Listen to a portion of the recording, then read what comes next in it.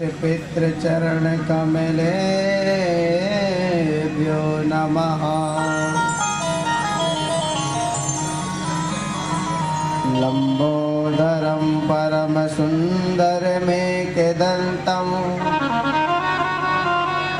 रक्तांबरं त्रिनयनं परमं पवित्रम् दिवाकरनिभोजलकान्तिकान्तं विघ्नेश्वरं सकलविघ्नहरं नमामि।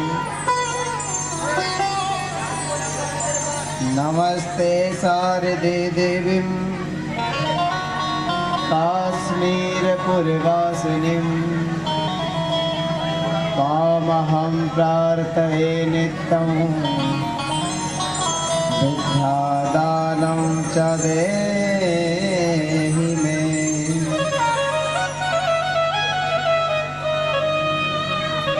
कान्ति सताम्रसतिनिन्दिति शारदिन्दुर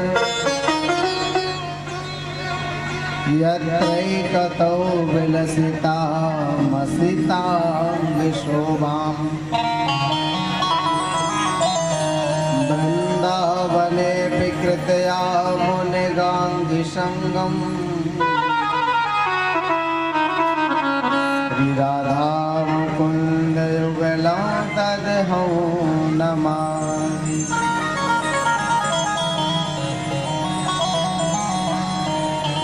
गुरुर्ब्रह्मा गुरुर्विष्णु गुरुर्देवो महेश्वरा गुरुर्साक्षात् परब्रह्मा तस्मै श्री गुरुवे नमः।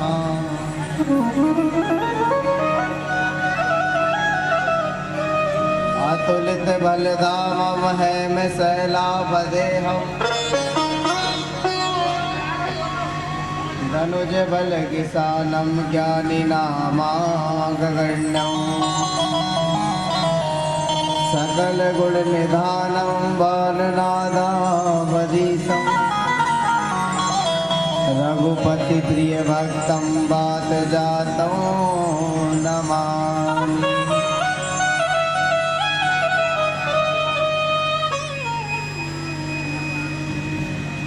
जय जय श्री राधा रमण जय जय नवल किशोर जय गोपी चित चोर प्रभु जय जय माखन चोर।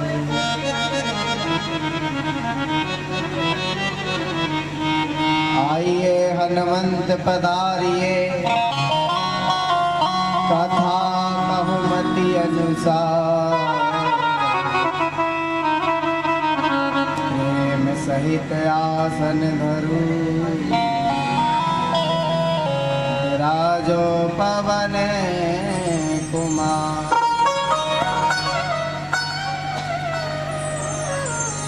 बोल हनुमान जी महाराज की जय हो।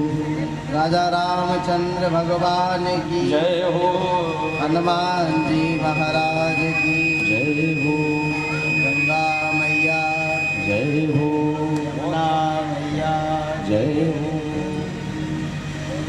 जय जय श्री राधे जय जय श्री राधे जय जय श्री राधे।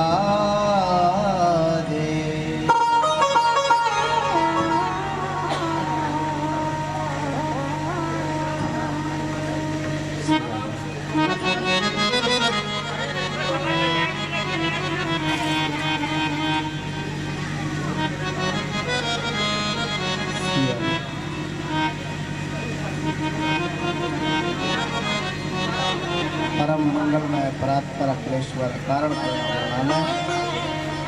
भक्तवांछा कल्पतुर तड़ुद्दुत बृंदुत पीताम्बरधारी श्री बालकृष्ण लाल जी वांगमयी प्रतिमूर्ति श्रीमद् भागवत महापुराण की इस दिव्य कथा का आज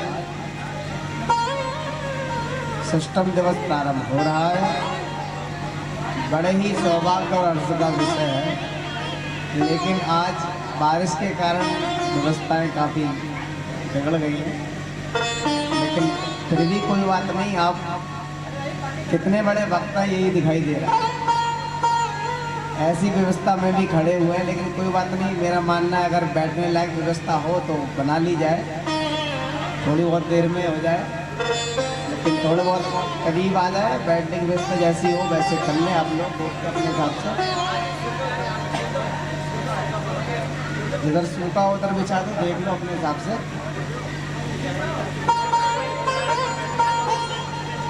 या ऊपर बैठ जाए, मंदिर पे बैठ जाए थोड़ी देर के लिए, जब तक ये सही नहीं है। आप बच्चे लोग थोड़े इधर हो जाए, माताओं को बैठने के ऊपर।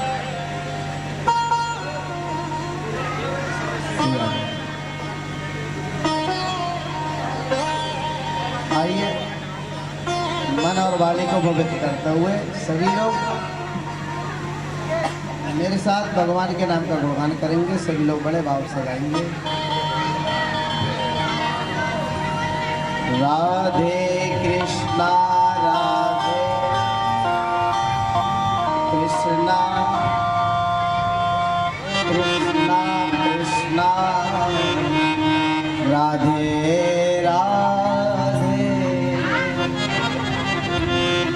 राधे श्याम राधे श्यामा श्याम श्यामा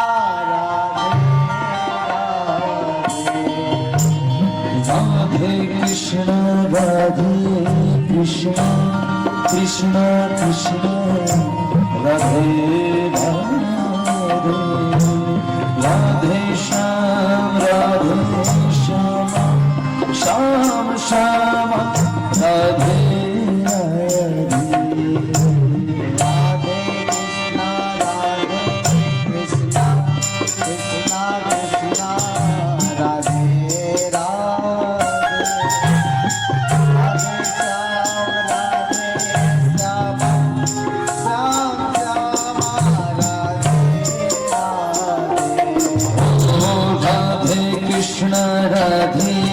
कृष्ण कृष्ण कृष्ण राधे राधे राधे श्याम राधे श्याम श्याम श्याम राधे राधे।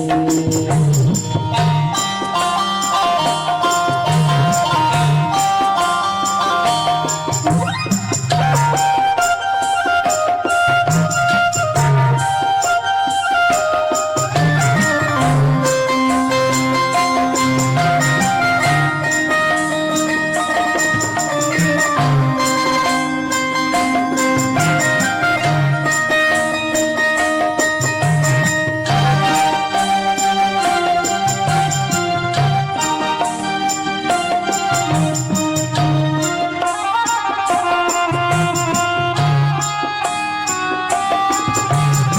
राधे कृष्ण कृष्ण कृष्ण राधे राधे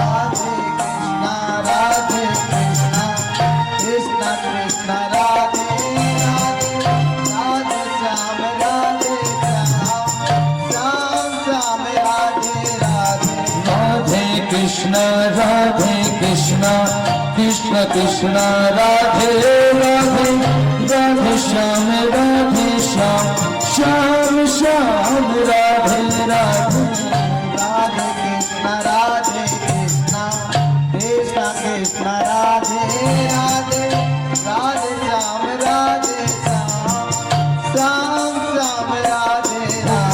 राधे कृष्ण राधे कृष्ण कृष्ण कृष्ण राधे राधे राधे श्याम राधे श्याम श्याम श्याम राधे राधे।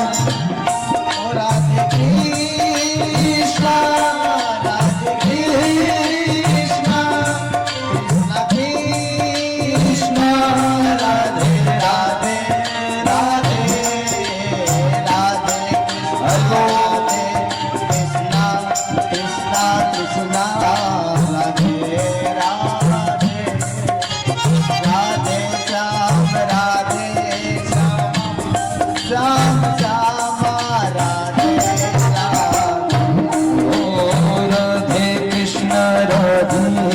कृष्ण कृष्ण कृष्ण राधे राधे राधे श्याम श्याम श्याम राधे राधे। आइए तो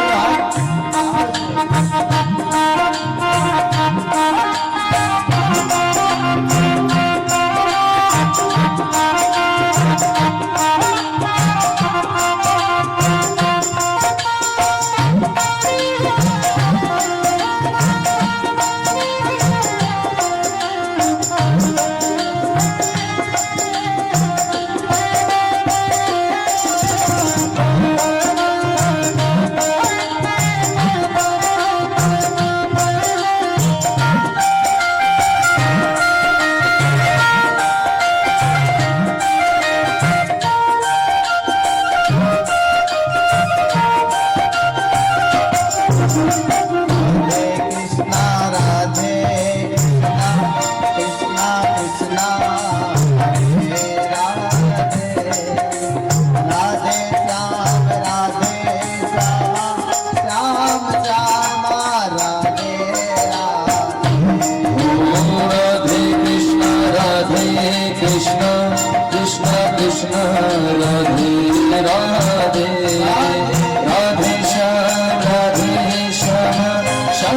श्याम श्याम श्याम राधे राधे राधे कृष्णा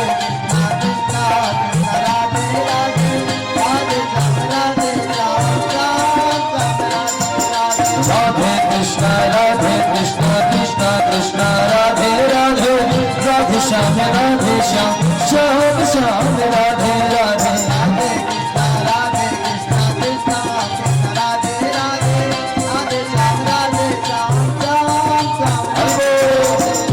कृष्णा कृष्ण कृष्ण राधे राधे राधे श्याम श्याम श्याम राधे राधे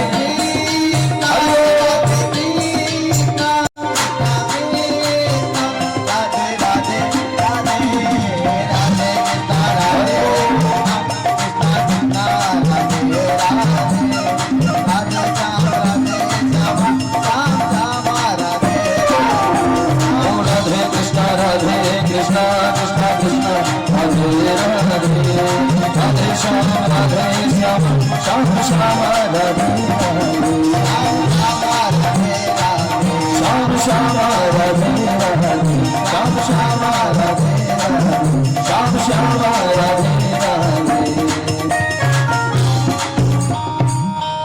बोल भागवत महापुराण की जय हो व्यास भगवान की जय हो सुखदेव भगवान की जय हो जय जय श्री राधे जय जय श्री राधे जय जय श्री राधे श्याम सिया।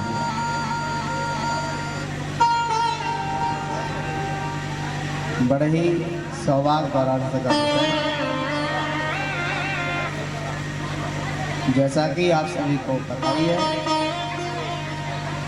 यह श्रीमद् भागवत कथा बड़े ही आनंद से आप सभी लोग श्रवण कर रहे हैं और इस कथा का आज 6वां दिवस प्रारंभ हो रहा है।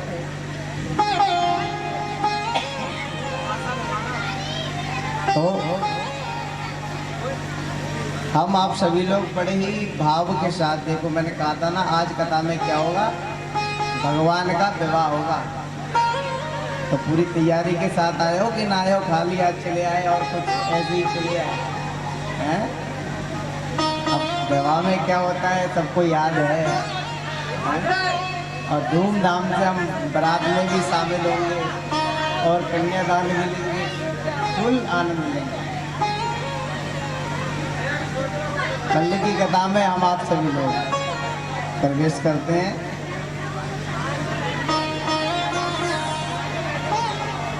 कल की कथा आप सभी को याद ही होगी।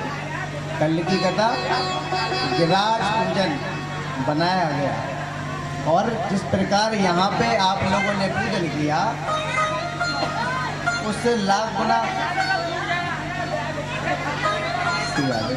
अरे आप जो भी व्यवस्था करें आराम से कर लें, श्री राधे, आराम से कर लें, पता भी ना चले व्यवस्था कब हो गई।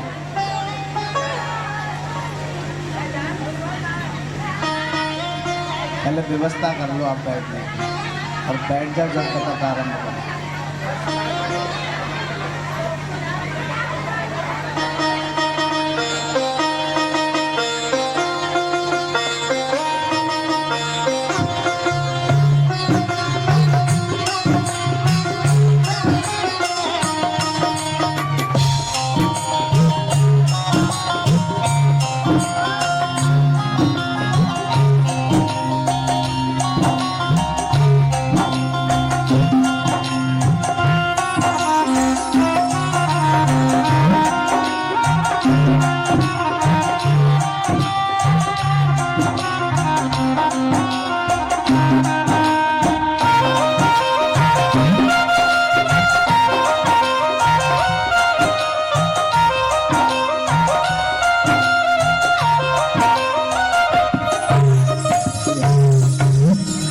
भागवत महापुराण की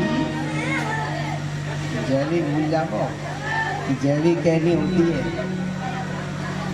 अच्छा, अब व्यवस्था हो रही है और जो रह गई है वो व्यवस्था होती रहेगी, पर आप शोर ना बचाएं, है ना, शांति से कथा सुने। अच्छा, कल की कथा में प्रवेश मैंने कहा था कि राज पूजन आप सभी लोगों ने किया, उसी प्रकार गोवर्धन में गिरिराज पूजन हो रहा है। धूमधाम से पूजन हुआ, भोग लगा, भगवान स्वयं प्रकट होकर आए और भगवान ने 56 भोगों का पान भी किया। इधर नारद जी पहुंच गए, कहाँ पे?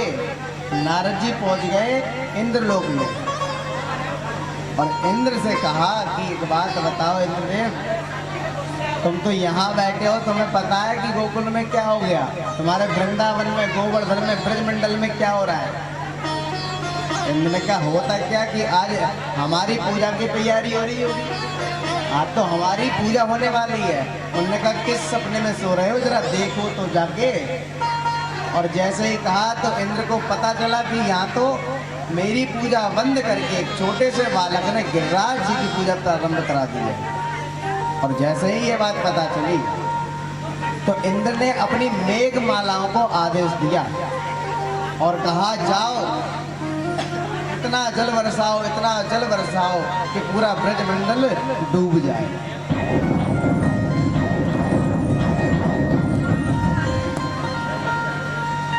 इंद्र ने कहा कि जाओ जल बरसाओ, और मेघमालाओं ने जल बरसाना प्रारंभ किया। महाराज इतनी जोर से वर्षा हुई जैसे यहाँ पे हुई है, यहाँ तो कुछ ना हुई, यहाँ पे तो होके भगवान की कृपा है कि हम लोग बैठ गए, कथा भी चालू कर दी, वरना तो समझ में नहीं आ रहा कथा होगी या ना होगी, होगी भी तो कैसे होगी। लेकिन भगवान जो करते हैं हुई है भाई, जो राम रचि राका को कर तर्क बड़ा भाई साका है। कई लोग तो कह रहे हैं महाराज कल कर लियो, और कई कह रहे हैं यहाँ पे कर लियो, कोई कह रहे हैं वहाँ पे कर लियो, लेकिन जहाँ होनी है वही होगी है। ये कृपा नहीं तो क्या है, इनसे कह दो अरे भैया कहाँ ध्यान है तुम्हारो, लेकिन हमको ध्यान दे दो, हम कुछ कह रहे हैं कि ऐसी बैठे हम तुम्हारे तरह ही, हम कुछ कह रहे हैं कि ऐसी बैठे हैं? एक बार बोलो जोर से। बालकन ने तो याद है जी, कहती माटी की ढूंढ रहे तो माटी की ढूंढ बिल्कुल। हाँ, आज अंतिम दिवस प्रारंभ होने वाला है, कल अंतिम दिवस है। बताओ 6 दिन में तुम राधे राधे बोलो ना सीख पाए तो हमारा कथा कहने को क्या मतलब हो है? कम से कम राधे राधे तो कहना सीख लो, एक बार बोलो जोर से। हाँ, अच्छा मैं क्या कह रहा था ये बता दो चलो, क्या कह रहा था? मैं कह रहा था प्रसाद काय को बैठ रहे हो, ये हमें तो कथा चालू हुई है अभी, कथा प्रसाद बाद में बांट देना भैया, यहाँ पे रख दो, फूल पट जाओ बाद में, पहले कथा सुन लो, आराम से बांट दियो।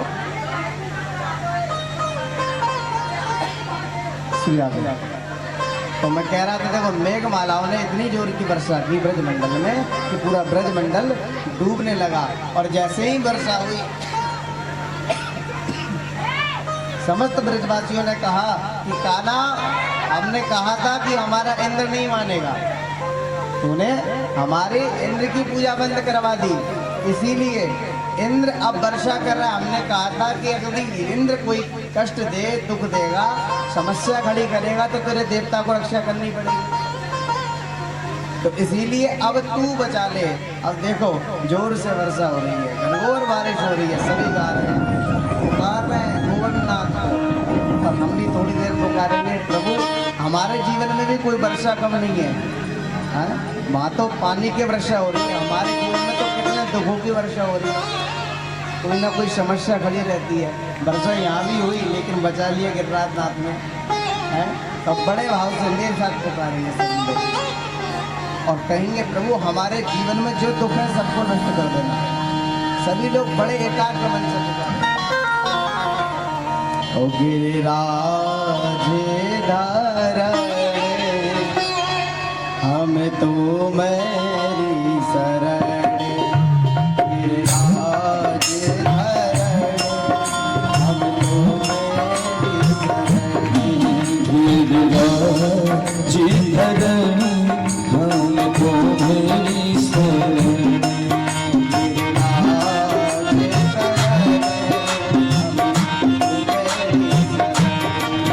गिरिराज धरण हमको मेरी शरण।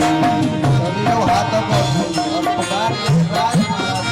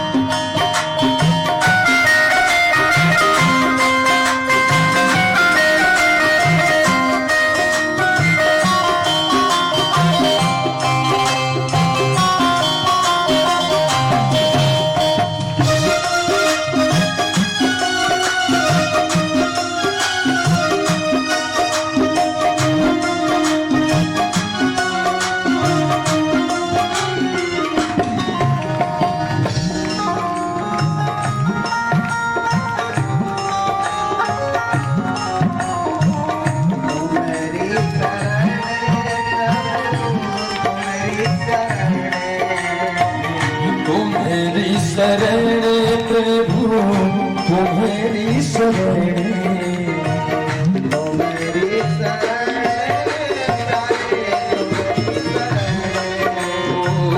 तुम्हारी शरण हो गिरवर तुम्हारी शरण, गिरिराज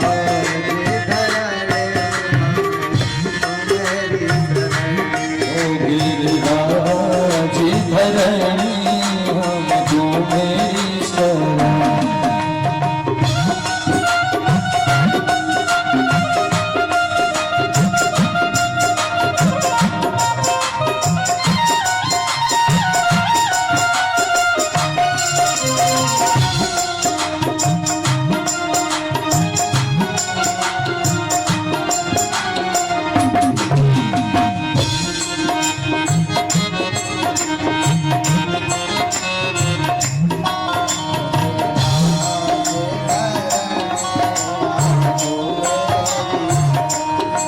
गिरिराज धरण हमको मेरी शरण,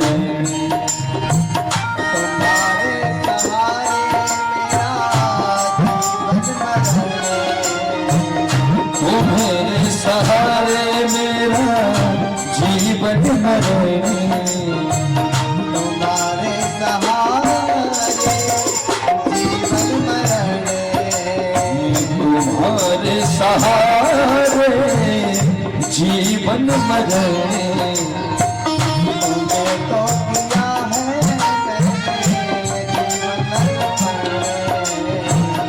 तुमको किया हो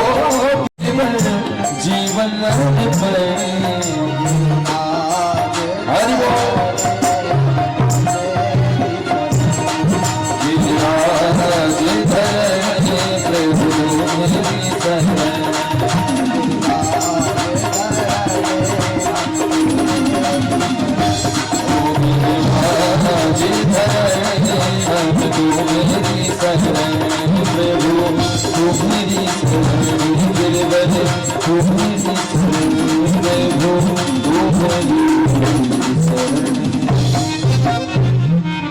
इस प्रकार सभी लोग पुकार रहे थे गिरिराज महाराज को। भगवान ने कहा चिंता ना करो, अभी व्यवस्था किए देते हैं। छोटे से 7 वर्ष के कृष्ण कन्हैया ने, छोटे से 7 वर्ष के कृष्ण कन्हैया ने अपनी कनिष्ठ का उंगली में, सबसे छोटी उंगली में 7 कोस के गिरिराज महाराज को अपनी छोटी उंगली में धारण कर लिया। बोल गिरिराज धरण भगवान की जय हो। जैसे ही उठाया सभी से कहा कि आ जाओ, सभी मेरी शरण में आ जाओ। सभी गैया बछड़ा जितने भी ग्वाल वाल है सब गिरिराज जी के शरण में आ गए। और कईयों ने तो लाठी लगा रखी थी, कहा कि लाला के हम भी तेरा सहयोग करते हैं। उन्होंने कहा ठीक है भैया लगा लो लाठी। और गिरिराज जी को उठाए 2-3 दिन बीत गए। वर्षा इतनी हुई कि दिन में भी हुई रात में भी हुई, दिन और रात्रि 24 घंटे वर्षा चलती रही। 2-4 दिन व्यतीत हुए। ब्रजवासियों ने कहा कि लाला एक काम कर, तू छोटा सा तो है ही, और तुझे गिरिराज जी को उठाए 3-4 दिन हो गए, तो एक काम कर, तू थोड़ा आराम कर ले, हम लोग लाठी लगाए रोके हुए हैं। भगवान ने कहा कि भैया अगर मैंने उंगली नीचे करी तो ये पूरे गिरिराज जी नीचे आ जाएंगे। भगवान ने कहा यदि मैंने उंगली नीचे करी तो गिरिराज जी नीचे आ जाएंगे। उन्होंने कहा अच्छा लाला, यानी तू यूं समझे कि तैने गिरिराज जी उठा रखी है और हमारी जी लाठी का काम की ना है। उन्होंने कहा समझो आप बात को। उन्होंने कहा अरे ऐसे कैसे ना, चल लाला तू हट, अब हम रोक रहे हैं। भगवान ने कहा चलो ठीक है, एक दृश्य दिखाई दे। और भगवान ने फिर क्या किया, भगवान ने कहा चलो ठीक है उंगली हटाते हैं। और जैसे ही भगवान ने उंगली हटाई, थोड़ी सी नीचे करी और गिरिराज महाराज का प्रबंध नीचे आने लगा। जितनी भी लाठी चटपट करके टूट गई। और जैसे ही टूटी तो कहने लगे बचैयो बचैयो लाला, बचैयो बचैयो। भगवान ने कहा हमने तो पहले ही कही है मत हटाओ उंगली। ब्रजवासियों ने कहा लाला तुझमें इतना बल कहाँ से आया, तूने 7 कोस के गिरिराज जी को छोटी सी उंगली को उठा रखा है। भगवान ने कहा देखो भैया मैं भगवान हूँ। देखो हमारे कृष्ण भगवान ने अपने जीवन में कई बार कहा मैं भगवान हूँ, लेकिन ब्रजवासियों का वात्सल्य प्रेम इतना है कि वो भगवान मानने को तैयार नहीं है। भगवान ने ब्रजवासियों के सामने एक से एक बड़ी लीला कर दी जो साधारण व्यक्ति कभी भी नहीं कर सकता। लेकिन ब्रजवासियों का वात्सल्य प्रेम इतना है कि उन्हें भगवान दिखाई नहीं देता। ब्रजवासियों ने कहा अच्छा लाला तू भगवान है, अरे मौत होगा आवे ना भगवान बने, हमारे संग नाया खेला कूदा,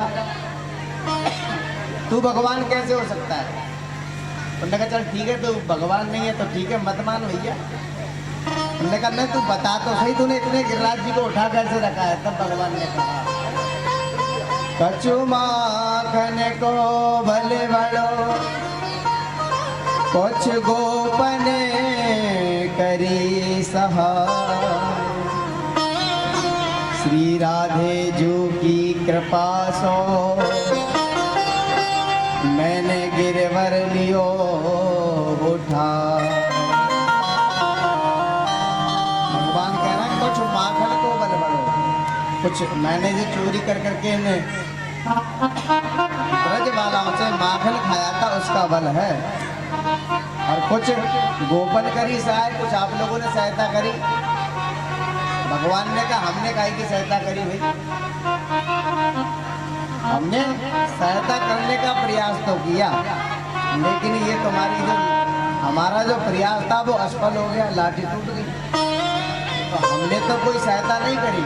उन्होंने कहा नहीं तुमने सहायता करी, लेकिन कैसे करी। भगवान ने कहा कि जब तुम टकटकी लगा के मुझे देख रहे थे तो तुम्हारे देखने से मैंने तुम्हारा जितना बल था सब अपने में खींच लिया, अपनी ओर खींच लिया। अब एक ब्रजवासी बोला, लाला अच्छा तभी तो हम कहे इतने कमजोर कैसे है गए हम हैं? अब तक तो तू माखन चुराए कर दो और अब तो बलऊ चुरावे लग दो। अब भगवान कहते हैं श्री राधे जिनकी कृपा से मैंने गिरवन दियो। लगातार वर्षा चल रही है, रुकने का नाम नहीं। हमारे जो बलराम जी हैं शेषनाग है, हमारे बलराम जी ने चारों तरफ बांध बांधी जिससे कि ब्रज का पानी अंदर रहे और बाहर का पानी अंदर ना आ पाए, इसीलिए चारों तरफ से बांध बना ली। और एक कोने में अगस्त ऋषि जी पानी का पान कर रहे थे, पी रहे थे। राजा परीक्षित ने पूछा, राजा परीक्षित ने पूछा कि महाराज ये अगस्त ऋषि जी कैसे आ गए, इनकी भूमिका क्या है? तब बताया जब राजा राम त्रेता में राम आए, तब श्री जानकी जी ने कहा कि स्वामी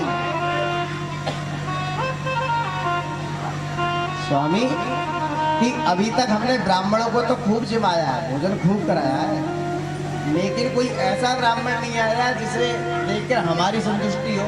सब आते हैं, एक दो पूड़ी खाते हैं, एक दो मतलब फुलके खाते हैं, बस चलते बनते हैं। अभी तक कोई ऐसा ब्राह्मण नहीं आया जिसको हम अच्छे से भोजन करा सकें। भगवान ने कहा चलो ठीक है, आप तुम्हारा मनोरथ पूर्ण कर देते हैं। और भगवान ने अगस्त ऋषि को इशारा किया कि महाराज आए, आपका निमंत्रण है। और अगस्त ऋषि आए। जब अगस्त ऋषि भोजन करने के लिए आए तो महाराज सारी व्यवस्था की गई, कटोरियों में सब्जी इत्यादि सब लाई गई, थाल सजाया गया, भोजन बनाया गया, सारी व्यवस्था हुई। अगस्त ऋषि जी का भोजन प्रारंभ हुआ।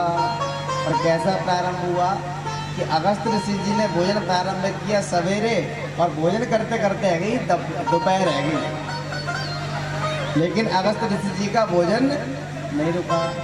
मैया को बड़ी खुशी हुई, आज पहली बार कोई ब्राह्मण ऐसा आया है जो अच्छा भोजन कर रहा है।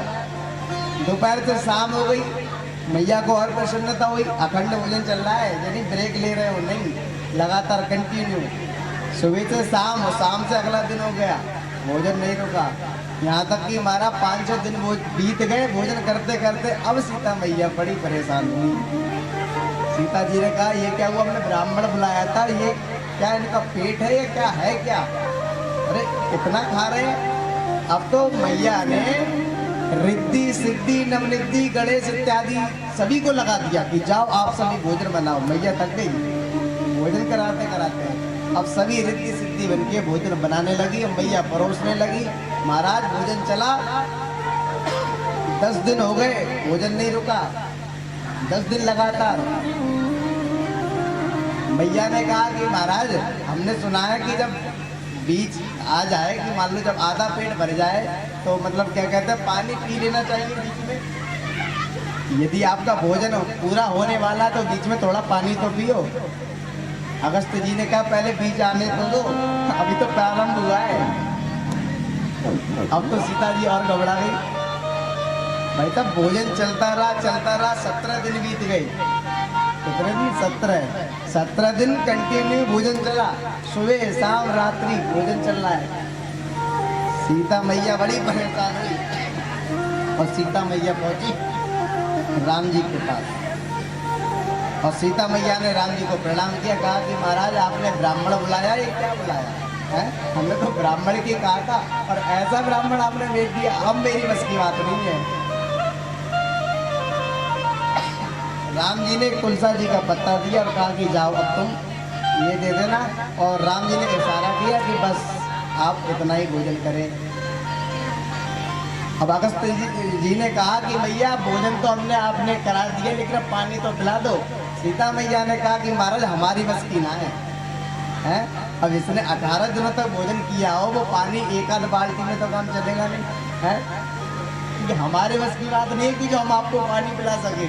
हम भगवान अगस्त जी ने कहा कि हम प्यासे रह जाएंगे। भगवान ने कहा जाओ तुम्हारे लिए क्या है, तुम एक समाधि लगाओ दूसरा युग हो जाएगा, तो जाओ एक समाधि लगाओ। अभी मैं राम हूँ, जब कृष्ण बन के आऊँगा द्वापर में तो तुम्हें पानी पिलाऊंगा। तो इसीलिए अगस्त ऋषि आज वर्षा हुई और अगस्त ऋषि जी सारा पानी पी रहे हैं।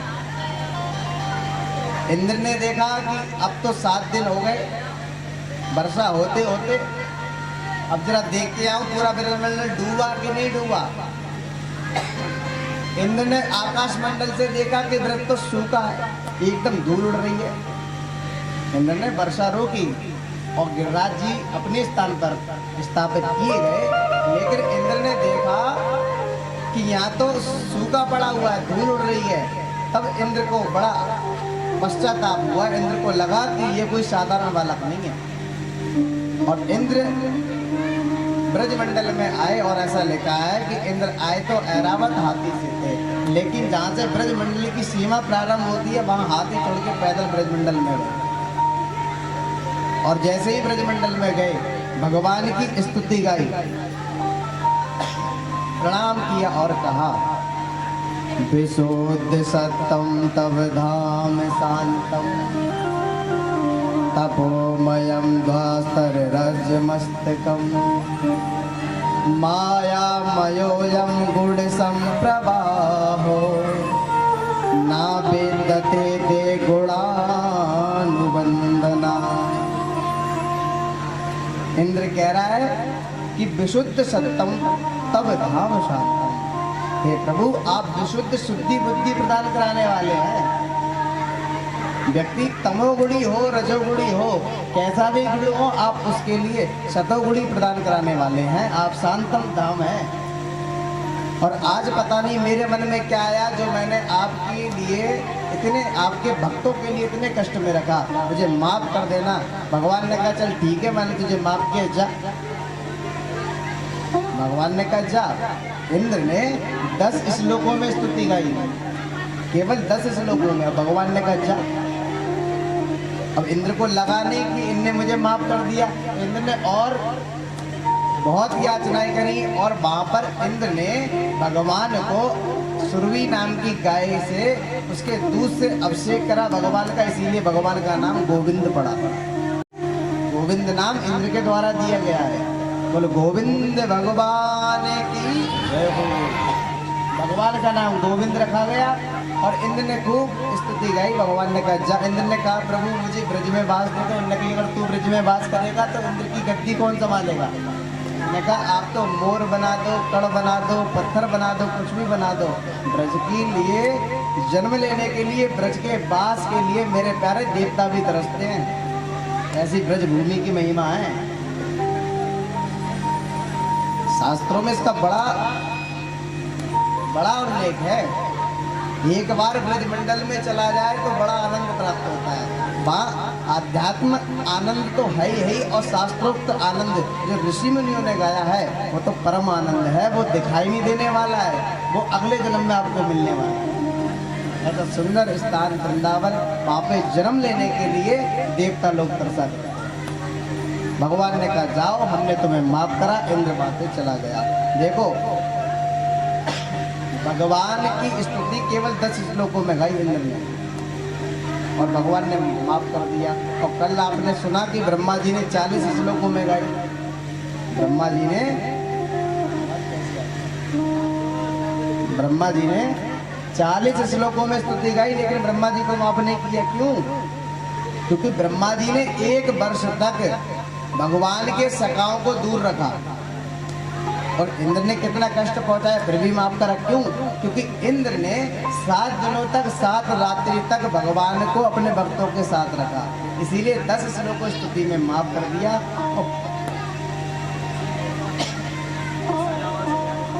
इसी प्रकार मेरे प्यारे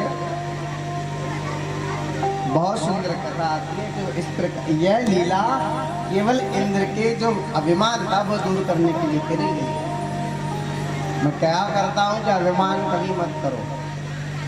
जो भी वस्तु मिली परमात्मा की कृपा से, कोई हमारे सद्गुण होंगे, कोई हमारे अच्छे कर्म होंगे जो हमें प्राप्त हुआ है, लेकिन यदि हम उसको पाने के बाद यदि गलत कर्म करने लग जाए तो समझ लो हल्के हल्के वो दूर होती जाएगी। इंद्र का अभिमान दूर हुआ। भगवान ने यज्ञ पत्नियों पे कृपा की। एक बार नारद जी महाराज जो हमारे बाबा नंद हैं वो एकादशी का व्रत किया करते थे। एक बार उनके मन में आया कि एकादशी का व्रत है और मतलब स्नान करने के लिए प्रातःकाल जाया करते थे। सवेरे सवेरे प्रातःकाल वह स्नान करने जाते थे। एक बार अर्धरात्रि में चल दिए, पता चला कि ये तो अर्धरात्रि है और जल में जाके स्नान करने लगे। जैसे ही स्नान किया तो भगवान जल के देवता वरुण है, वरुण के दूतों ने पकड़ा, वरुण लेके चले गए, कारागार में बंद कर दिया बाबा को। भगवान को पता चला कि हमारे पूज्य पिताश्री को वरुण लोक में कारागृह में बंद किया गया है। भगवान गए, जब भगवान गए तो वरुण देव ने भगवान का पूजन किया, अपनी गद्दी छोड़कर अपनी गद्दी पे विराजमान किया। यह सब दृश्य बाबा ने देखा और कहा, देखो मैं पिता हूँ और मेरा बेटे का इतना मान सम्मान हो रहा है, मुझे तो कारागृह में बंद कर दिया, मेरे बच्चे के लिए अपनी गद्दी छोड़ के बिठाला है। भगवान इस प्रकार लेकर आए और नंद बाबा ने पूरे ब्रजमंडल में कहा कि भैया मेरे लाला की बहुत ऊंची तक पहुंच है, इसका मान सम्मान तो देवता लोग करते हैं, ये तो साक्षात भगवान ही है। जब ब्रजवासियों को पता चला कि ये भगवान है तो ब्रजवासियों ने कहा कि हमें अपने वैकुंठ के दर्शन कराओ। उनने कहा जाओगे? उनने की जाएंगे। उन्होंने कहा चलो ब्रह्म सरोवर में, ब्रह्म कुंड में जाओ और डुबकी लगाओ, सीधे मेरे धाम को पहुंचोगे। जैसे ही डुबकी लगाई सब पहुंच गए वैकुंठ, लेकिन वैकुंठ का दृश्य उन्हें भाया नहीं। अब बातों महाराज सभी देवता 4-4 हाथ वाले, कोई भी ब्रजभाषा में बात नहीं करता, सब संस्कृत में बात करते हैं। पल्ली ना पड़ी पे कह रहे राधे राधे राम राम, को सुनी ना रहा उनकी। और जिस कन्हैया के साथ वो नीचे खेला करते हैं वह कन्हैया पर ब्रह्म उनसे कोसों दूर बैठा हुआ अपने आसन पे, उससे मिलने के लिए तरस रहे थे। उनकी द्वारपालों ने अंदर नहीं जाने दिया। इन्होंने कहा कि भैया हमें ये तेरा बैकुंठ नहीं भारा, हमें तो वृंदावन ही प्यारा है। इसीलिए जो वृंदावन के दीवाने हैं ना, वो तो केवल राधे राधे ही गाते हैं। एक का भाव है, ये वृंदावन आशिकों का शहर है जनाब, ये वृंदावन आशिकों का शहर है जनाब। यह सवेरा सूरज से नहीं बल्कि राधा रानी के दीदार से हुआ करता है। प्रेम से कह दो, वहां जब तक राधे राधे ना कह ले तब तो उनकी सवेरे ना हो गए। और कहा कि यहाँ तो राधे राधे कोई ले ही नहीं रहा है, तो सभी लोग नीचे चले, कहा कन्हैया हमें वृंदावन ही पहुंचा दे। तो वृंदावन आए और भगवान ने बहुत सुंदर बांसुरी का निनाद किया। लेकिन कल मैंने आप लोग को याद होगा कि कल समय न होने के कारण चीरहरण लीला के बारे में थोड़ा सा बताया था, लेकिन आज मैं बताऊं चीरहरण लीला है क्या। आप लोग इसका, कुछ लोग होते हैं जो गलत मकसद निकाल लेते हैं, गलत अर्थ निकाल लेते हैं। लेकिन देखो, हेमंत प्रथमे मासी नंद ब्रज कुमारिका। हेमंत के प्रथम महीने में सर्दियों के दिन में जितनी भी गोपिकाएं हैं सब यमुना स्नान करने जाया करती थी। और जब स्नान करती थी तो उनके कात्यायनी का पूजन करती थी और मांगा करती थी कात्यायनी से, कात्यायनी महामाये महायोगिन्यधीश्वरी नंद गोप सुतम देवी पतिम में कुरते नमः। कात्यायनी महामाये और महायोगिन्यधीश्वरी नंद गोप सुतम देवी। बाबा जो नंद है उनका जो बेटा है वो हमें पति के रूप में प्राप्त हो, ऐसा ब्रज गोपियाओं का भाव था। नित्य वो स्नान तो करने जाती थी, लेकिन एक गलती उनसे होती थी, वह निर्वस्त्र स्नान किया करती थी।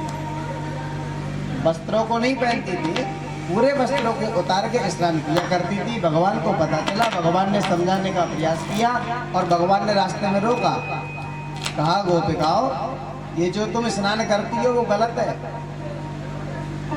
अगर मैं लौकिक दृष्टि से बताऊं तो आप स्नान कर रही हैं, कोई पुरुष मन चला आ जाए, फिर आप क्या करोगे? तुम्हारे कपड़ों को उठा के ले जा फिर। और यदि आध्यात्म दृष्टि से बताऊं तो एक प्रकार से निर्वस्त्र स्नान करना अपराध है, पाप है। क्यों? क्योंकि जल के जो देवता भगवान वरुण हैं, यदि हम लोग कहीं पर भी निर्वस्त्र स्नान करेंगे तो उनका पाप लगेगा। इसलिए ऐसा नहीं करना चाहिए। गोपिकाओं को समझाया, लेकिन गोपिकाओं ने कहा कि महाराज हे लाला, तू हमें समझावे, 4 बजे सवेरे जा, ठंडी के दिन में कौन आवे वो है? भगवान ने कहा चलो ठीक है, नहीं समझ रही हो तो हम ही आ जाएंगे। कहने का अभिप्राय है भगवान ने पहले थॉर्टिकल, इंग्लिश का शब्द है ना कि थॉर्टिकल यानी पढ़ना, पहले थॉर्टिकल करके बताया, समझाया, लेकिन नहीं समझ में आया तो प्रैक्टिकल करके दिखा दिया। अगले दिन भगवान स्वयं पहुंचे, और पहुंचे सवेरे के समय ही निर्वस्त्र स्नान कर रही थी। वस्त्रों को भगवान ने ऊपर कदम्ब के वृक्ष पे ले गए। जब गोपिकाओं का स्नान हुआ पूरा, तो स्नान होने के बाद उन्होंने देखा वस्त्र नहीं है। एक ने कहा कि भैया वस्त्र तो ऊपर है, और एक बोली के नंद के लाला ये क्या करता है, हमारे वस्त्रों को वापस दे। अगर तू हमारे वस्त्र नहीं देगा तो समझ ले मैं तेरी नंद बाबा से शिकायत करूंगी। भगवान ने कहा जाओ शिकायत करिए। एक बोली पागल हो गई है कि जब वस्त्र नहीं है तो बाहर कैसे जाएंगे, तो क्या करना चाहिए? तो सभी गोपियों ने मिलकर कहा कि श्याम सुंदर ते दास्या करवाम तबोदितम। कहती है श्याम सुंदरम ते दास्य, हम आपकी दासी है।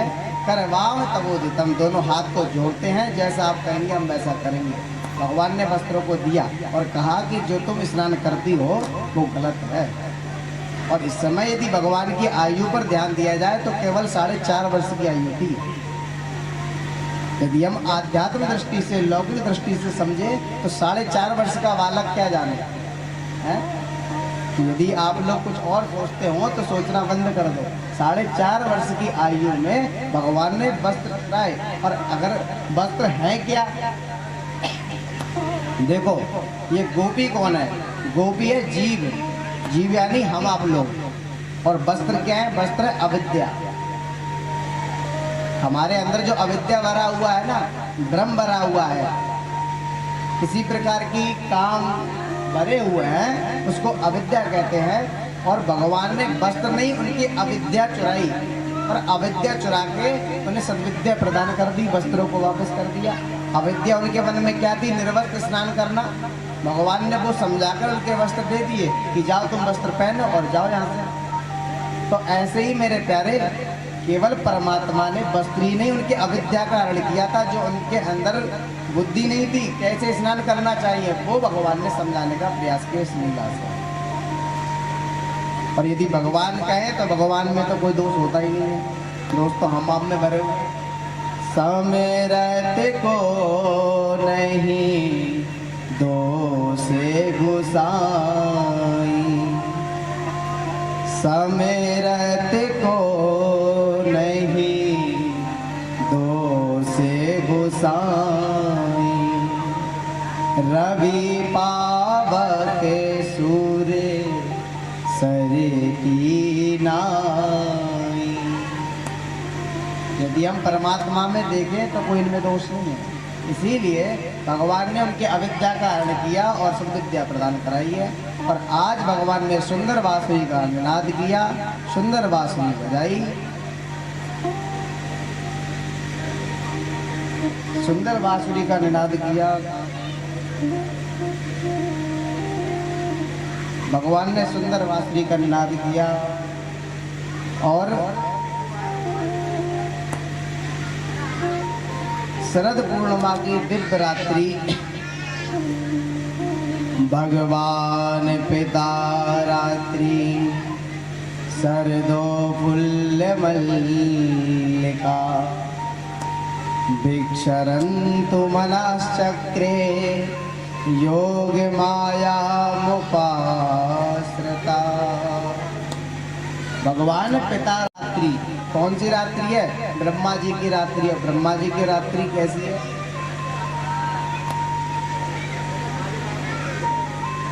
भगवान ने ब्रह्म रात्रियों को आज्ञा दी और ऐसी शरद पूर्णिमा की रात्रि में भगवान ने सुंदर बांसुरी का निनाद किया।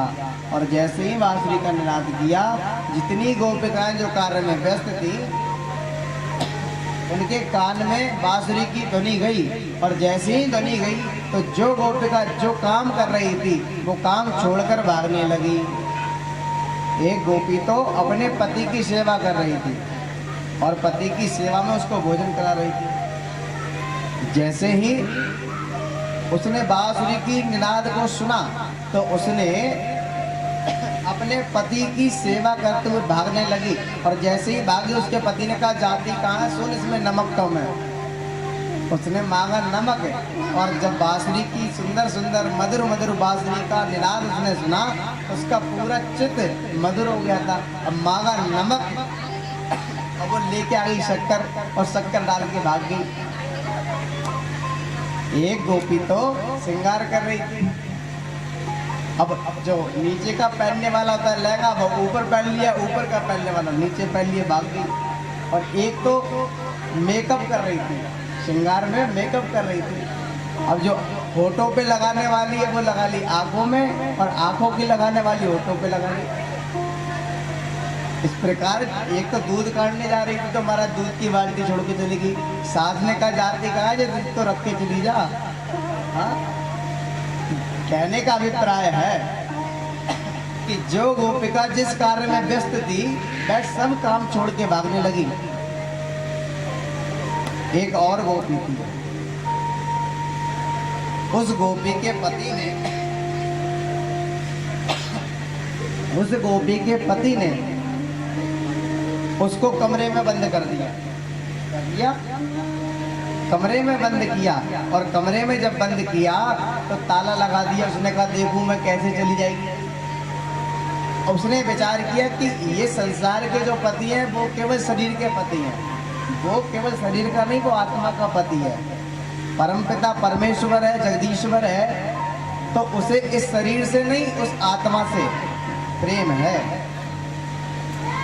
तो उसने अपना शरीर उसी समय त्याग दिया और आत्मा से सबसे पहले पहुंच गई। संसार के प्रति केवल देखो, हमारी जो मीरा जी का चरित्र आपने सुना होगा, उनका भाव कैसा था? उन्होंने अपने पति को त्याग दिया कि मेरे तो गिरधर गोपाल दूसरो ना कोई, और जाके सिर मोर मुकुट मेरो पति सोई। एक बात बताइए, गोपी है कौन? अब आप विचार करें कि एक गोपी अपने शरीर को त्याग कर आत्मा से चली गई तो क्या साधारण स्त्री हो सकती है क्या? हम आप लोग ऐसा कर सकते हैं क्या? नहीं कर सकते ना। तो ये जो गोपी बनकर आए हैं, ये जो ऋषि हैं, कर्म कांड, उपासना कांड, ज्ञान कांड, इनके मंत्र हैं। ये साधारण स्त्रियां नहीं है। गो कहते हैं इंद्री को, और पी कहते हैं पीने को। जो प्रत्येक इंद्रियों से कृष्ण रस का पान करें। जैसे हमारी 10 इंद्रियां हैं, 5 ज्ञानेंद्रियां, 5 कर्मेंद्रियां हैं। इन 5 इंद्रियों से हम कृष्ण की भक्ति को प्राप्त करें, कृष्ण रस का पान करें, तो समझ लो हम सभी गोपी हैं। कोई स्त्री ही नहीं गोपी हो सकती, पुरुष भी हो सकता है। ये तो वृंदावन का रंग है। चढ़े जब वृंदावन को रंग, गोपी भाव सहज ही उपजे, पुरुष रंग होए भंग, चढ़े जब वृंदावन को रंग। वृंदावन का रंग जिस पे चढ़ जाना मेरे प्यारे, उस पे तो जो स्त्री भाव होता है, गोपी भाव होता है, स्वयं चढ़ जाता है। चाहे वो पुरुष हो चाहे स्त्री हो, वो स्वयं कृष्ण को अपनी सखी मानने लग जाता है। और मैं कह रहा था, ये ऋषि हैं जो गोपी बनकर आए। दंडका वन, जब भगवान राम दंडका वन पहुंचे तो वहां के जितने भी ऋषि थे, संत थे, सभी के मन में भाव आया कि हमारे राम जी कितने सुंदर हैं। राम जी को देखकर पति सेवा का भाव आया, लेकिन राम जी ने कहा मर्यादा पुरुषोत्तम है, इस बार नहीं, अगला जन्म जब हम कृष्ण के रूप में आएंगे तब आप गोपी बन के ब्रजमंडल में पधारना। देखो रास लीला क्या है, आप लोग कहते हैं ना रास लीला रास लीला, रास लीला कहते कैसे है ये समझ लो। रसानाम समूहा इति रासा, जहाँ रसों का समूह है वो रास है। वेदों का जो मंत्र है वो सब गोपी बन के क्यों आए, क्यों? क्योंकि जो वेद है ना वो कृष्ण रस को गान करते करते श्रुति रूपा श्रुतियां गाते गाते थक गई, वेद के मंत्र थक गए, लेकिन भगवान के उस रस को नहीं पा पाए। तो उस रस को समझने के लिए वो वेद मंत्र स्त्री रूप बन के आए। जैसे किसी गूंगे को गुड़ खिला दी जाए, किसी गूंगे को गुड़ खिला दी जाए और उससे पूछा जाए कि भैया बता मिठास इसमें कितनी है, तो गूंगा क्या बताएगा, बता देगा? इशारे तो खूब करेगा, मतलब इशारे खूब करेगा, लेकिन मुख से नहीं बता पाएगा। वैसे ही ये सब वेद के मंत्र गूंगे के समान हो गए, भगवान की महिमा का बखान करते करते, लेकिन उस रस को प्राप्त नहीं कर पाए, इसीलिए ये सब स्त्री बनकर आए और भगवान ने सुंदर बांसुरी बजाई। सभी ब्रज गोपिकाएं दौड़ती दौड़ती आई जहाँ भगवान यमुना जी के किनारे उनका इंतजार कर रहे हैं। और जैसे ही बांसुरी सुनी सभी दौड़ी आई, भगवान ने देखा कि सभी दौड़ी दौड़ी आ रही हैं। भगवान ने सबको आते देखा तो पहले स्वागत किया, स्वागतम भो महाभागा प्रियम किम करवाणि वा ब्रजस्यानां वयं कश्चित् ब्रूतागमन कारणम्। भगवान ने स्वागत किया, कहा स्वागतम भो महाभागा, हे महाभागो प्रियतमाओ, हे गोपिकाओ, मैं तुम्हारा स्वागत करता हूँ, लेकिन प्रियम किम करवाणे वा, तुम्हारे आने का कारण क्या है? क्या तुम इसलिए आई कि ये चंद्रमा की रात्रि सुहानी रात्रि है इसको देखने के लिए आई हो? यदि आप यह देखने आई है तो रात्रि देख ली चली जाओ। क्या तुम ये सुंदर वृक्षों को देखने आई हो, फलों को फूलों को देखने आई हो? यदि ये देखने आई हो तो देख लिया हो तो चले जाओ, रात्रि का समय है। इस प्रकार यदि देखो एक पतिव्रता धर्म, जो पतिव्रता स्त्री होती है उसका ये कर्तव्य नहीं है, धर्म नहीं है कि रात्रि के समय कहीं घर छोड़ के जाया जाए। भगवान समझा रहे हैं, और तुम आ गई हो, चलो आ गई हो तो वापस चली जाओ, यहाँ पे आई क्यों पहले तो ये बताओ। और यदि किसी कारण से आ भी गई तो घर वापस जाओ, आना सही नहीं है। रात्रि का समय है, आपके पति हैं, आपके बालक हैं, उनके पास जाओ। सभी गोपिकाएं शांत हो गई और गोपिकाओं ने कहा पहले तो बुलाया और अब भगा रहे, बांसुरी बजा के पहले बुलाया और अब भगा रहे। सभी गोपिकाएं नीचे मुख डाल के खड़ी हो गई और अपने पैर के अंगूठे से जमीन खरोदने लगी। देखो भगवान परीक्षा लेते हैं, जब भी भक्त भगवान की शरण में जाता है तो भगवान परीक्षा लेते हैं, देखते हैं कि ये मेरे पास आ तो गया, लेकिन इसके मन में अभी भी कहीं संसार तो कहीं बस तो नहीं रहा है, इसीलिए भगवान परीक्षा ले रहे हैं गोपिकाओं में। भगवान ने कहा देखो पतिव्रता नारी को बहुत संयम से रहना चाहिए, और भगवान ने एक दृष्टांत दिया यहाँ पे। भगवान ने कहा देखो एक पतिव्रता स्त्री थी, वह अपने पति की खूब सेवा किया करती थी, और वो इतनी सेवा करती, पति के खूब सेवा, भोजन करना, पैर दबाना और बहुत ध्यान रखना, खूब पतिव्रता धर्म का पालन किया करती थी। एक दिन क्या हुआ, वह पति थका हारा आया, वह पति थका हारा आया और जैसे ही आया वह स्त्री कुछ घर के काम कर रही थी बैठ के, जैसे ही आया वह आके अपनी पत्नी की गोद में लेट गया। और जैसे ही पत्नी की गोद में लेटा, उसका एक छोटा सा बालक भी था, कुटवन कुटवन खेल रहा था। और खेलते खेलते वह अग्नि कुंड के पास पहुंच गया, जहाँ अग्नि जल रही थी, भयंकर अग्नि, वहाँ उसके पास पहुंच गया। और पत्नी ने देखा कि मेरा बालक यदि अग्नि कुंड में गिर गया तो जल जाएगा, तो उसको बचाने के लिए मुझे जाना चाहिए। उसको बचाने के लिए सोचा, तो सोचने लगी मेरे पतिदेव सो रहे मेरे गोद में, यदि मैंने अपने पतिदेव को उठाया तो मेरा पतिव्रत धर्म नष्ट हो जाएगा। सोचने लगी यदि मैं ना गई तो मेरा बालक जल के भस्म हो जाएगा। सोचती करूं तो करूं क्या, पति को उठाती हूँ तो पति धर्म नष्ट होता है, और बालक को ना बचाती तो बालक ही जल के भस्म होता है। उसने भी आंख बंद कर ली, हाथ जोड़ लिए, कहा भगवान जो होगा सो देखा जाएगा, मैं अपना पतिव्रत धर्म नष्ट नहीं करने वाली। यदि मेरे पतिव्रत धर्म में थोड़ी सी भी निष्ठा है, यदि मेरा सच्चा पतिव्रत धर्म है तो मेरे बालक को कुछ नहीं होगा। ऐसा कह के उसने आंखें बंद कर ली, और बालक खेल खेल में अग्निकुंड में गिर गया। और जैसे ही अग्निकुंड में गिरा और पतिदेव तो सो रहे थे, उसने बिल्कुल ना चिल्लाई ना दौड़ी, कुछ नहीं कहा, शांत बैठी है। बालक गिर गया, और जैसे ही पतिदेव की नींद खुली दौड़ी दौड़ी गई, और जैसे ही दौड़ की गई तो उसने क्या देखा कि चारों तरफ अग्नि जल रही है, बीच में उसका बालक क्रीड़ा कर रहा है, खेल रहा है।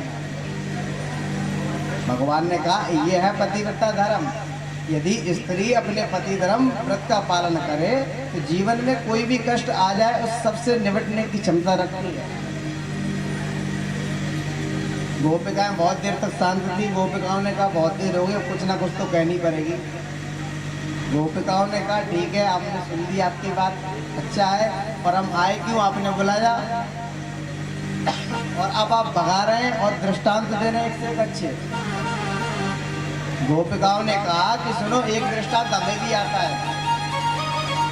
अब गोपिकाएं दृष्टांत देने लगी। गोपिकाओं ने कहा कि भगवान कि एक पतिव्रता धर्म वाली एक स्त्री हमारे नजर में भी है। गोपिकाएं दृष्टांत दे रही हैं, कह रही हैं कि एक पतिव्रता नारी हमारे नजर में है, वो भी खूब अपने पति की सेवा किया करती। और एक दिन क्या हुआ, उसके पति को विदेश जाना पड़ा किसी काम से। उसने कहा कि जब तक मैं ना आऊं तो अपना ख्याल रखना। उसने कहा लेकिन मैं अकेले कैसे रहूंगी, अब तक आपके संग रही हूँ, अकेले कैसे रहूंगी। पति ने कहा चल एक काम कर, ये मेरा फोटो ले और इसकी सेवा करना, जैसे मेरी सेवा करती है, जैसे हम भगवान को भोग लगाते हैं, वस्त्र पहनाते हैं, स्नान कराते हैं, वैसे ही तू की सेवा किया करना। जब तक मैं लौट के ना हूँ तो इस चित्र की फोटो की पूजा किया करना।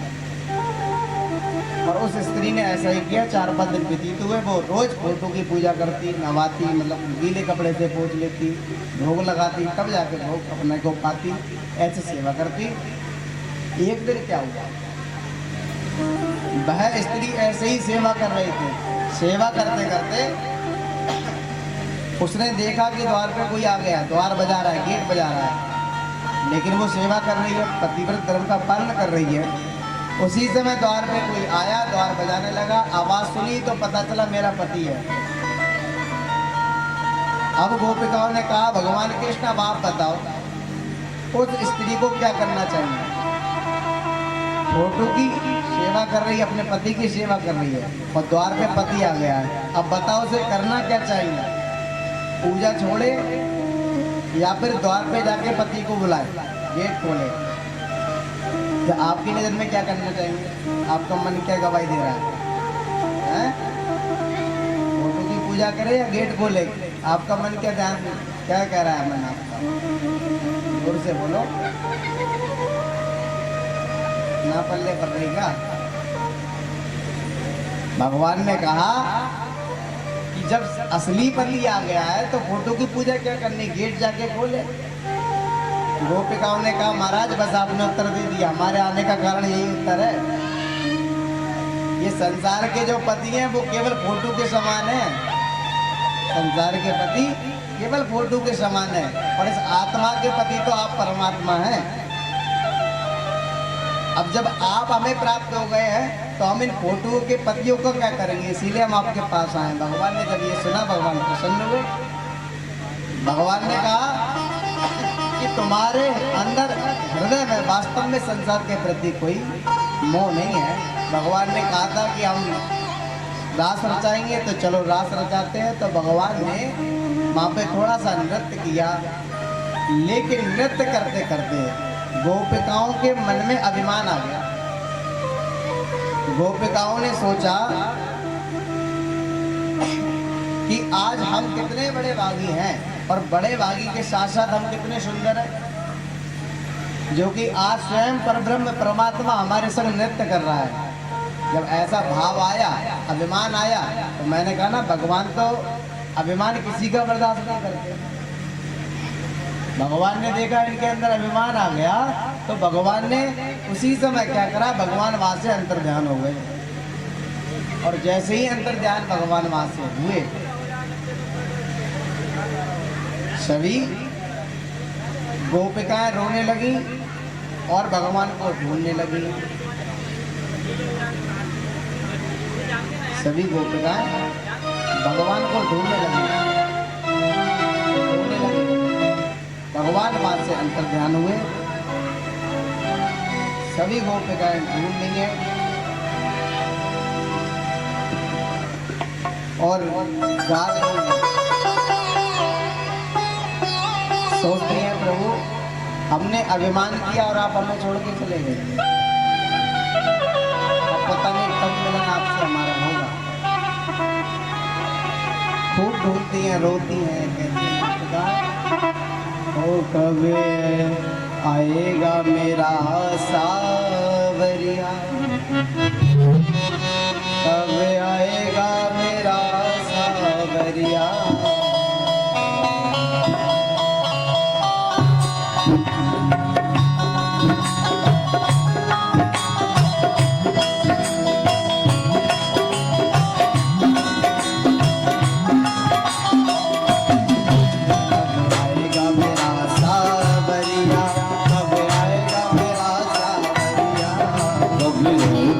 सावरिया कब आएगा मेरा सावरिया,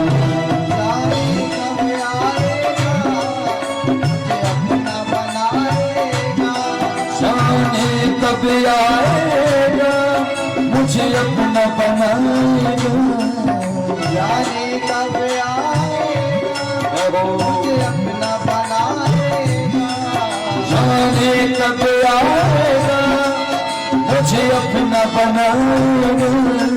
मेरे आंसू पोंछकर मुझे गले लगाएगा, मेरे आंसू पोंछकर मुझे गले लगाएगा।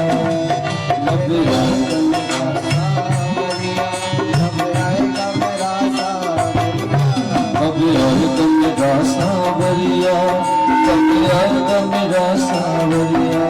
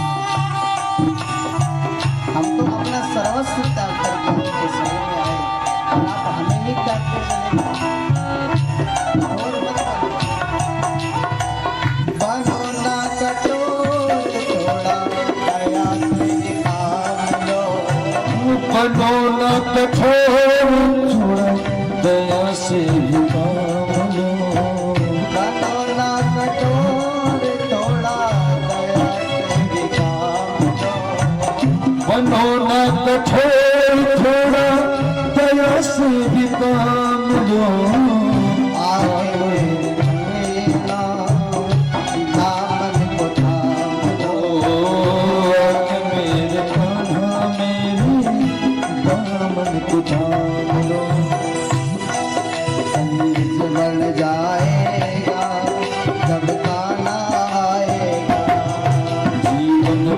लगाएगा जब कान्हा आएगा। ओ मेरे आंसू पोंछ कर मुझे गले लगाएगा। मेरे आंसू पोंछ कर मुझे गले लगाएगा। कब आएगा मेरा सावरिया, कब आएगा मेरा सावरिया। कब आएगा मेरा सावरिया, कब आएगा मेरा सावरिया।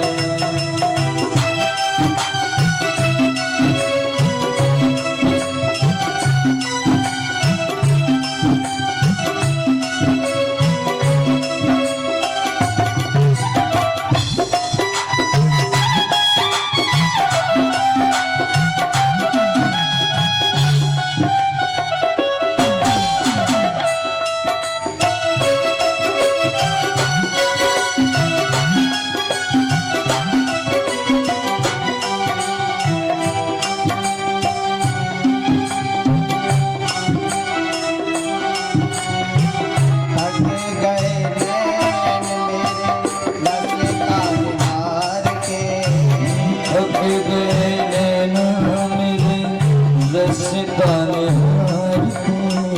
प्यासी प्यासी अखियों में सपने बहार। प्यासी प्यासी अखियों में सपने बहार के।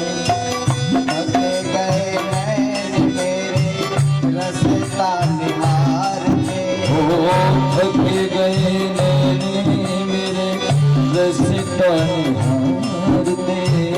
प्यासी प्यासी अखियों में सपने बहार। प्यासी प्यासी अखियों में सपने बहार के। जीवन बन जाएगा जब कान्हा आएगा। जीवन बन जाएगा जब कान्हा आएगा। जीवन बन जाएगा जब कान्हा आएगा। जीवन बन जाएगा जब कान्हा आएगा। ओ मेरे आंसू पोंछ कर मुझे गले लगाएगा। मेरे आंसू पोंछ कर मुझे गले लगाएगा। कब आएगा मेरा सावरिया, कब आएगा मेरा सावरिया। कब आएगा मेरा सावरिया, कब आएगा मेरा सावरिया।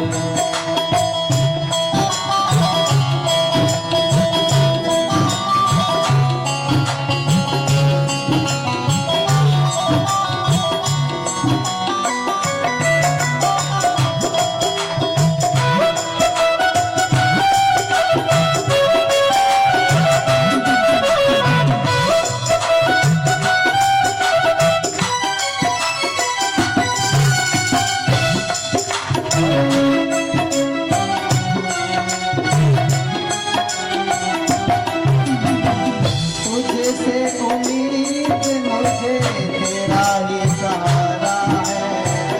तुझसे उम्मीद मुझे तेरा ही सहारा है।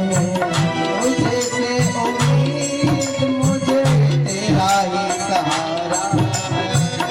मुझसे उम्मीद मुझे तेरा ही सहारा है। मेरे बल गरीब हूँ मैं, कोई ना हमारा। मेरे बल गरीब हूँ मैं, कोई ना हमारा है। तुझसे उम्मीद मुझे तेरा ही सहारा है। तुझसे उम्मीद मुझे तेरा ही सहारा है। मेरे बल गरीब हूँ मैं, कोई ना हमारा। निर्बल गरीब हूँ मैं, कोई ना हमारा है। कब तक बहलाएगा, कब तक तड़पाएगा। कब तक बहलाएगा, कब तक तड़पाएगा। तो मेरे आंसू पोंछ कर मुझे गले लगाएगा। मेरे आंसू पोंछ कर मुझे गले लगाएगा। कब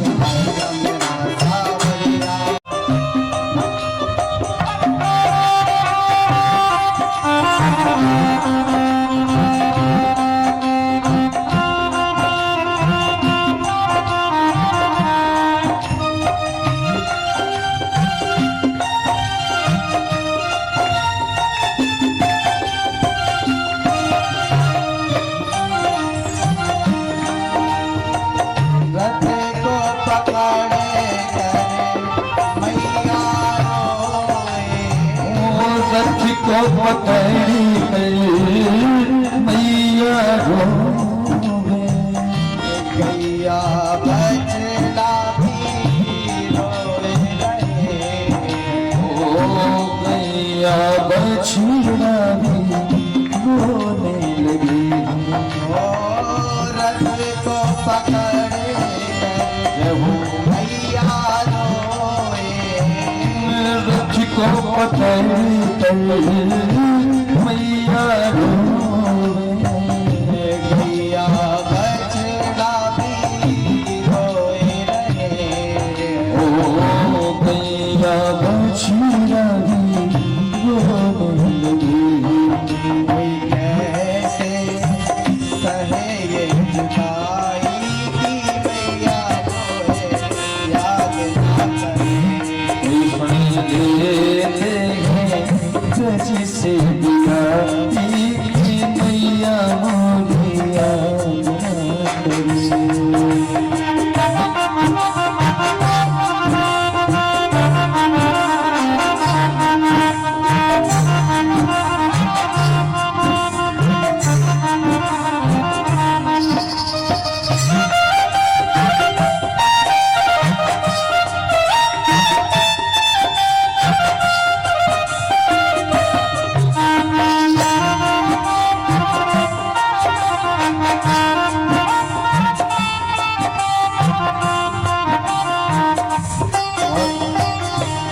समझा रहे हैं तो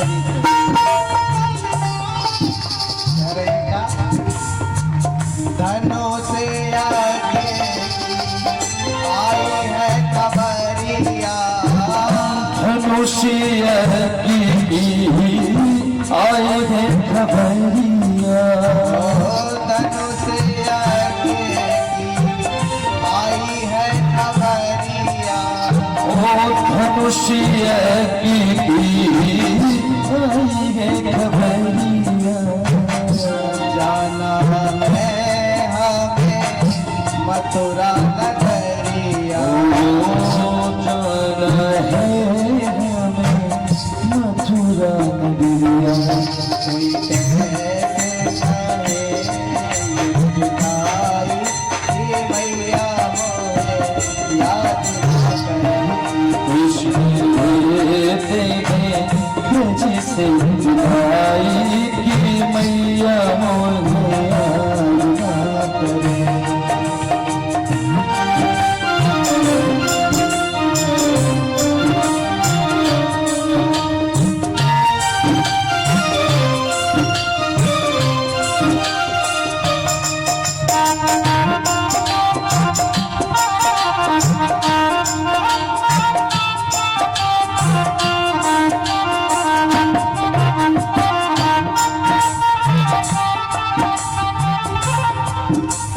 लेते हैं ब्रज से विदाई की मैया मोहे याद ना करे।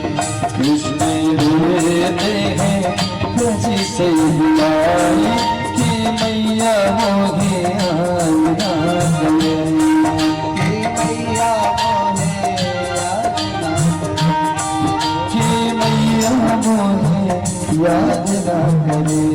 की मैया मोहे याद ना करे।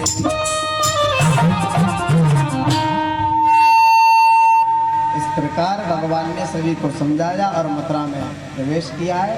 मथुरा में जब आए तो मथुरा के जितने भी वासी हैं सब भगवान का स्वागत के लिए खड़े हुए हैं, भगवान का दीदार करने के लिए खड़े हुए हैं। सभी लोग अपनी अपनी अटारियों पे खड़े हुए हैं, अटारी यानी छतों पे खड़े हुए हैं भगवान को देखने के लिए, और सोच रहे हैं कहीं भगवान की निगाह हम पे पड़ जाए, भगवान की एक निगाह हमारे ऊपर पड़ जाए। ये कोई बहुत सुंदर भाव। बिहारी जी जिधर देख रहे हैं तो उधर समझ लो अपनी माया फेर रहे हैं। जिधर तेरी निगाहें गई होंगी उस पर ना जाने क्या गुजर गई होगी। वो तो बिन मौत ही मर गया होगा मेरे प्यारे, जिधर ये कयामत गई होगी। बिहारी जी की निधर किसी कयामत से कम नहीं है।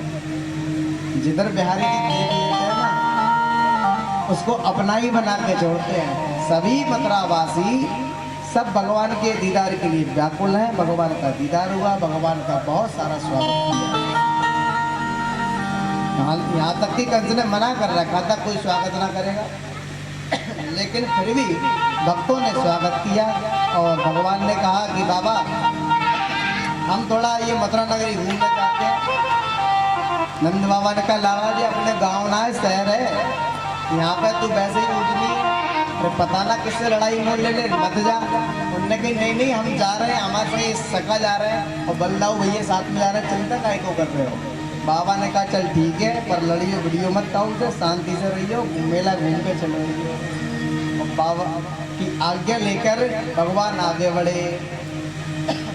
जैसे ही आगे बढ़े तो एक शका ने कहा कि लाला हम मथुरा नगरी तो घूम रहे हैं या मेला में, लेकिन जरा अपने वस्त्रन को तो देख भाई, अपने वस्त्र कैसे हैं और इन लोगों के वस्त्रन को देख कैसे सुंदर सुंदर लग रहे हैं, कहीं से वस्त्रन की व्यवस्था की जाए।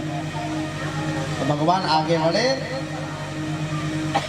और भगवान ने एक धोबी को देखा जो वस्त्र धो रहा था, और भगवान ने कहा मामा जी राम राम। और जैसे ही मामा जी राम राम कहा, उस धोबी ने कहा भाई काहे का मामा काहे का भांजे, तो है कौन? उसने कहा हम वृंदावन से आए, हम कृष्ण हैं। जब सुना कृष्ण है तो बता, अरे हाँ भांजे तुम तो पक्के वाले भांजे हैं, तुम तो बस कुछ दिनों के मेहमान हो, बस कुछ ही क्षण में तुम जाने वाले हो। भगवान ने कहा कहाँ जाने वाले हैं मामा जी, क्या ही क्यों बात करो, अरे हमें वस्त्रन को दे दो। वस्त्रन को दे दो, हे गवारिये कहिए हैं, तुम गवारियन को मैं अपने राजा महाराजा के वस्त्र दूंगो हैं, कहाँ हमारे राजा महाराज पहने और तुम गवारिया गैये चरावे वाले, तो मान ले मैं वस्त्र काय को दे दूं। उनने कही मधुमंगल जो था वो बोला कि कन्हैया ये तो कुछ ज्यादा बेइज्जती कर रहा है, इसने तो हमारी पूरी धो दी, जरा इसको पूतना वाले हाथ तो देखा। और जैसे ही कहा तो भगवान ने बहुत समझाया, लेकिन नहीं, भगवान को आया क्रोध। भगवान ने अपना एक हाथ उठाया और जैसे ही उठाया उसकी गर्दन पे छोड़ा, और जैसे ही मारा तो उसका धड़ सर से अलग हो गया। इस प्रकार भगवान ने धोबी पे कृपा करी। आगे बढ़े, एक दर्जी मिल गया, सगा बोले कि लाला वस्त्र तो मिल गए, बढ़िया मिल गए, लेकिन हम चलते जा रहे हैं तो झाड़ू अपने आप लगती जा रही है। इतने इतने बड़े वस्त्र हैं कि हमारे बहुत ढीले आ रहे हैं, अब कहीं ये सेट हो जाए, बढ़िया फिटिंग आ जाए, तो ऐसे कोई व्यवस्था देखो। ऐसा सोच ही रहते, इतने में एक दर्जी मिल गया। दर्जी ने कहा कि